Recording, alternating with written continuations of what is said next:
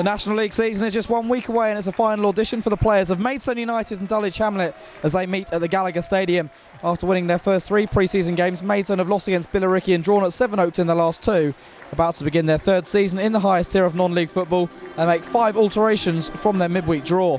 A below-strength Dulwich side travelled to Hornchurch on Tuesday and came away having put in a poor performance and suffering a heavy 3-0 defeat. Indeed, only Sanchez Ming remains in the starting lineup from that game as Gavin Rose makes 10 changes. It wasn't too long ago that these two were going hammer and tong as rivals in the Isthmian League. Can they roll back the years and put on another enjoyable game today?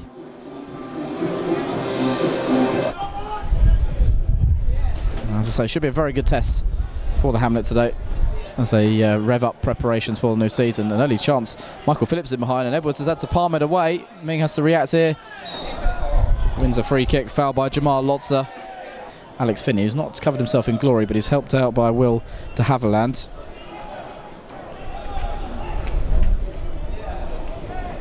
Two players that have joined permanently this summer. There's an injury on the far side. Michael Chambers is down. He was out doing some running before kick-off, before everyone else had started their warm-ups, so keep an eye on that. I wonder if that was just a precaution. It looks to be okay. He's trying to run it off. Down by the corner flag.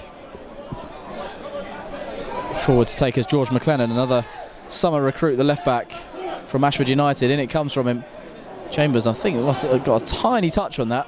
The run from Stuart Lewis was good, but couldn't quite connect with the ball. Green sends it away downfield. Big signing for Dulwich Hamlet, and it looks like Michael Chambers is struggling again.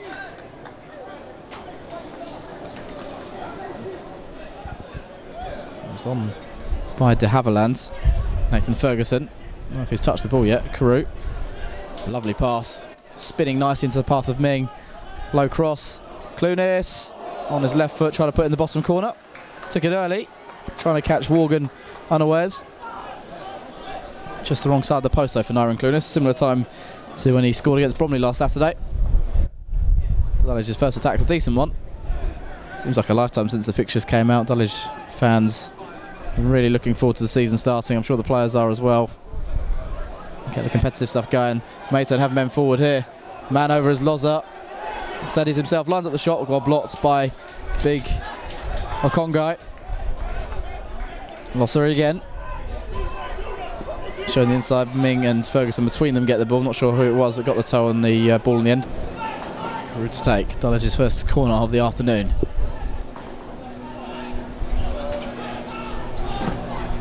It's not a bad one in. It's a couple of headers in there, Green and then Tomlin couldn't direct it goalwards. Wasn't a high ball in by Ashley Carew. Green had to stoop, flicked it on, and Tomlin couldn't readjust to send it goalwards.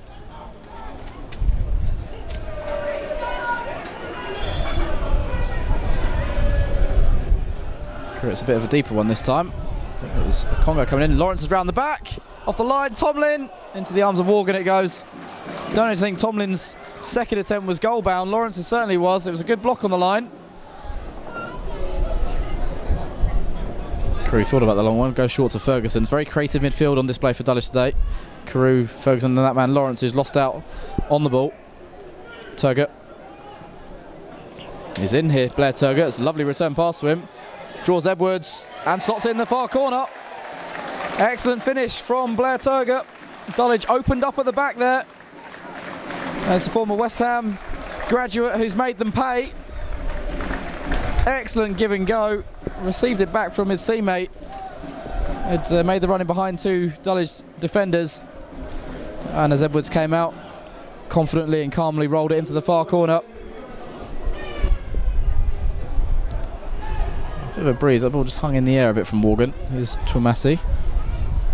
Gets it back from the captain Stuart Lewis. Lots up. Lewis taking over the ball there. Stuart Lewis nicely. There's 3 for him. The pullback was on. It's a second goal. It's a lovely goal as well. Michael Phillips unmarked. He had one earlier chance saved by Preston Edwards. This time not picked up the run from midfield. And Dulwich have conceded twice in the last 4 minutes. Excellent work from Stuart Lewis.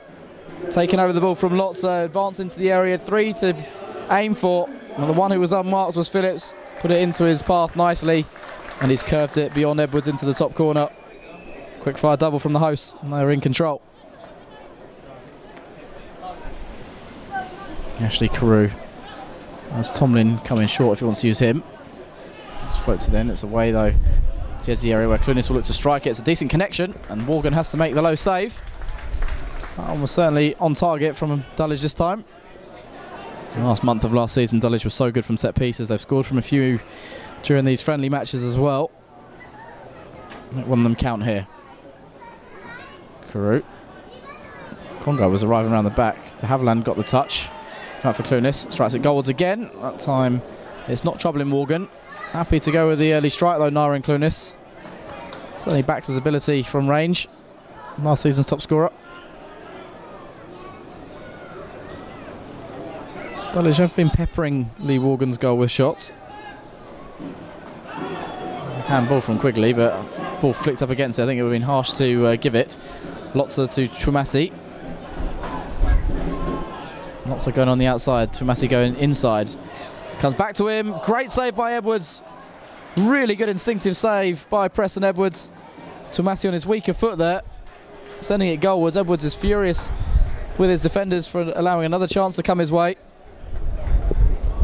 There's a really fine stop though by the goalkeeper. Man of the match at Bromley last weekend. It's rare for an away player to be given that. And Lawrence has lost out. Here's Quigley. Can he make Dulwich pay? Well, Byron Lawrence is a lucky man here. Edwards has had to make another smart save. Really sloppy work from the Dulwich Hamlet summer recruit.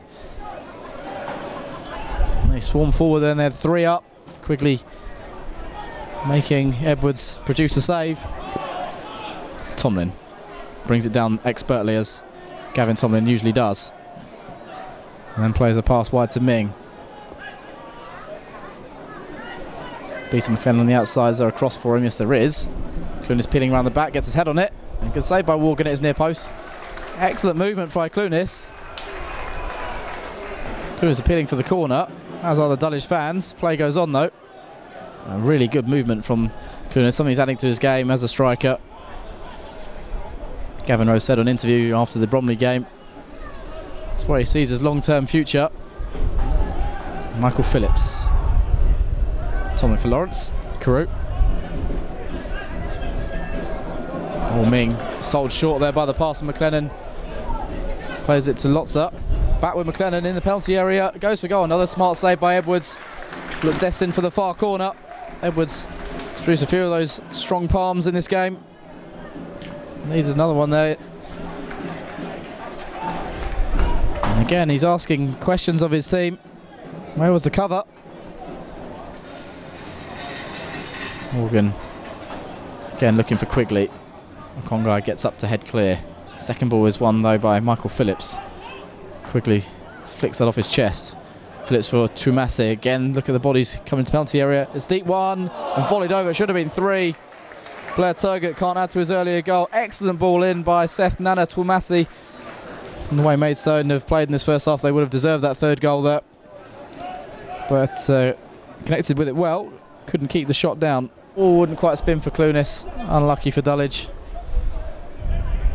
Good attack until that point. Here goes Lewis. Inside with Lotzer. A lot of pace on him. Lewis with the cross too close to the goalkeeper. Towards the beginning of the first half, Michael Chambers, a bit of an impact injury, collision. And he was forced off. Michael of Wigan has come on in his stead. Corey Taylor's missed that completely. And Quigley looks for Turgott, gets it back. Joe Quigley. Good exchange between the 2 strikers. Another smart save by Edwards. One-man defence today. Preston Edwards is a good, strong right hand to keep out Joe Quigley. Dulwich continuing where they left off in the first half. Here goes Will de Havilland. Really troubled by the Dulwich front 2 in that first half. Good layoff from Quigley. He's got it back again. This for 3. Edwards with the first save. Was that pushed by On of Wigan? Yes, it was. Edwards did all he could to prevent a 3rd goal. Michael Phillips teeing up Joe Quigley. The first shot was saved by Edwards, but On of Wigan has bundled his man over. And Maidstone have a chance from 12 yards to make it 3-0. Edwards had a very good game in goal. Can he make a penalty save now? No, he can't. Right in the bottom corner from Joe Quigley, and Dulwich sink further at the start of the second half. Confidently done. He won the penalty and stepped up, sent it low to Edwards' left, and although he's had a fine afternoon pressing Edwards, he couldn't keep that one out. Lots up. And again, he's got away from one of Wigan. Good turn of paces from the left back. It's behind Quigley. Turgot's there, off the bar. This for 4. And it's wide by Lotzer. While Maidstone have looked sumptuous going forward at times, it's another great run from the left back. We saw him come close with a shot in the first half. This time McLennan was able to find the cross. It came all the way back to Blair Turgot. Trusts his ability on the ball, that is for sure. Carew, he always does. But can't find Cargbo. It's a short pass from Carew. Swarming forward again with Lotzer. And it's an excellent goal. But it's all from Dulwich's own doing. Jamal Watts has hit a pile driver to beat Edwards there. This is getting embarrassing for Dulwich though. And Lotzer has number 4. All stemmed from Ashley Carew, giving the ball away to Jamal Lotzer. He broke away from Cargbo, got into the penalty area. Edwards couldn't repel that shot. It's high above him. And it's 4-0 to Maidstone. Turgot allowed to run on. He's not done with the scoring. Tees up Mullings. And again Mullins. They seem to have so much space in the penalty area. That one was high and wide though from the substitute. Ming. Rare foray out of defence. Akinyemi's onside here. Timed his run really well. They can drive towards the penalty area. He's got Clunis and Cook arriving. As a look up, Akinyemi goes for goal himself. Good save by Morgan.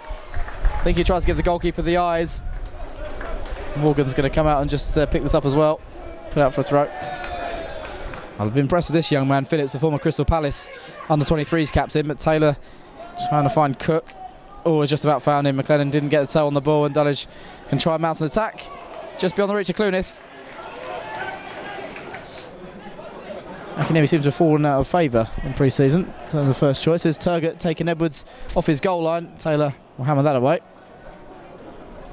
Tuamasi, who's gone over to left back role with McLennan going off, and Afete has come on in a right back position. Paxman. So he's been in the club a long time now, Jack Paxman. 3 years. Impressed while at Witham Town. It's a shot from distance from Akinyemi.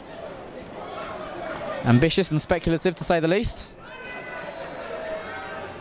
And ends up in the Dulwich faithful behind the goal. Dulwich fans continue to make noise. Lofted in, Okongo got up, didn't get anywhere near that. But Will de Havilland couldn't keep his final header down. It's a goal kick. Carew, just inside his own half. Great blow to the top. Can the 12 bring it down? He can. Good save by Morgan. Took it early. Here's Cook with the rebound. It's a handball. Dulwich free kick just outside the penalty area, but 12 went for goal early. Morgan with a smart save with his leg. Man who scored 5 free kicks last season and 1 in pre-season against Whiteleaf. That one's saved, palmed away by the goalkeeper, and was on target from Ashley Carew. Second ball in by Cook, and away by de Havilland on of Wigan. 12 can turn. He's gone for the early shot again. This time it's off target. Morgan watched it go past his far post. Forward by Winter. Given away. Dulwich have had a bit more of the ball the last 10 minutes. But still no goal. That's won by the man just come on, Richards. Mullins. Here goes Turgot. Been a thorn in Dulwich's side this afternoon. Nice back heel, clever play. Richards. What a save that is by Edwards. Palms it over for the corner. And almost number 5. Richards took on the shot. Smart save by Preston Edwards once again.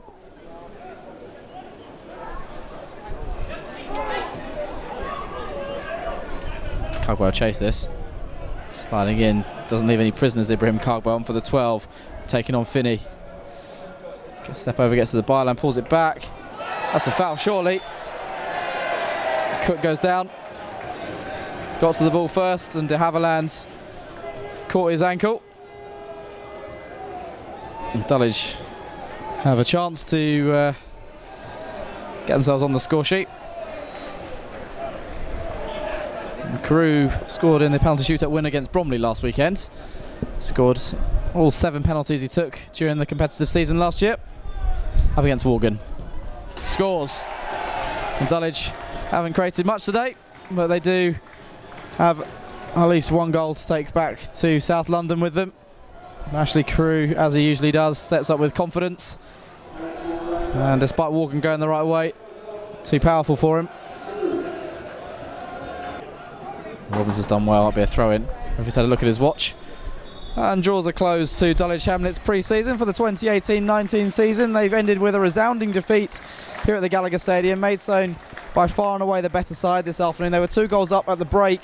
The opening goal came. Blair Turgott played a 1-2 and was in behind and slotted across Preston Edwards before a cutback from Stuart Lewis was finished off by Michael Phillips to finish high beyond the Dulwich keeper. They made 2 or 3 top draw saves to keep the score down at the break as well. In the second half it was one-way traffic. Maidstone got their 3rd from the penalty spot after it produced a good save, or made Preston Edwards produce a good save. Joe Quigley was fouled by Michael on of Wigan and stepped up to take the penalty and converted. And the 4th goal came from Jamal Watts. Ashley Carew giving the ball away. Watts drove on and finished high beyond the Hamlet goalkeeper. Had a very good game and kept the score quite respectable in the end. Dulwich did get one right at the end though. A foul by Will de Havilland on substitute Anthony Cook allowed Ashley Carew to step up and give Dulwich a consolation. Their attention now turned to their inaugural game at the National League South level against Welling next week. For Maidstone, they take on Hartlepool United here at the Gallagher. Final score then in the final pre-season game for Dulwich in this year's pre-season schedule is Maidstone United 4, Dulwich Hamlet 1. Gav, not the way you would have chosen to end pre-season, bit of a hammering today. No, I don't know about that. I think that's good for us. I think we've had a really good pre-season, but at the same time, we need to know where we need to improve. And today was great for us because we know where we need to improve, and it's good for our mentality and our ego going into the first game of the season.